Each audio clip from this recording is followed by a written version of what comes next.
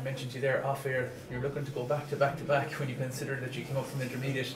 That's a lot of time at the business end of seasons. Yeah, it is. It's a lot of time, a lot of effort, and a lot of commitment from the lads. So I think they're getting their just rewards for that. And I think every team, maybe in every parish, gets a little bit of a purple patch, and you get a good run.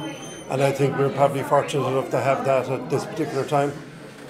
You know, when you are involved in finals and you're involved in championship and you're not going into it for so long, how hard is it to maintain that focus the whole time? That concentration doesn't drop off, that the attitude stays right. It's a long time to keep that focus going. Yeah, I think planning the season, planning the year, planning, I suppose, to have a big squad is a big help. I think all the players are dual players in some shape or form. So I think it's a matter of looking at the year and trying to peak our focus as close to the championship matches, because it's very difficult in this day and age, for any player to sustain that. I mean, last year I think the lads finished, some of them, on the 22nd of December, and we were back training again on the 4th of February. So because of the under-21s.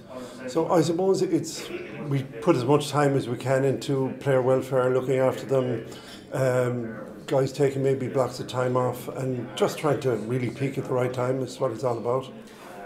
Throughout the group stages, we saw you got a good test against Sevens up in Newcastle West. Monaleen was a tough one in the semi-final.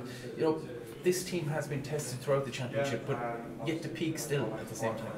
Yeah, listen, every team, particularly, every team in the group we were in, I mean, it was literally, we had to put a lot of time into looking at all of those and how we approach all those games, because every one of those games was a test. Because, all those teams are at a very high standard, they're well coached, and they all want to win the games.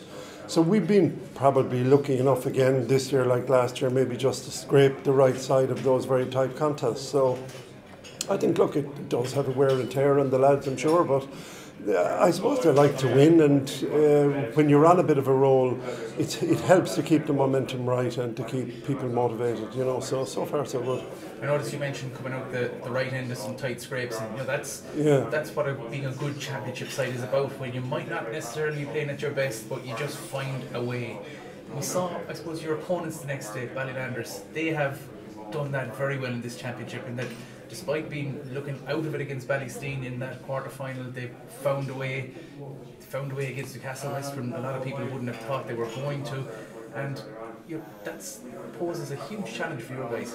Oh yeah, it's immense. I mean, look, you get to look any further than Ballylanders for experience, for cute heads, for guys that are well able to take their scores, guys that have been there before in 2014 and beyond, guys that know how to win, and guys that know how to win, as you said, the tight scrapes, manage to get ahead, stay ahead.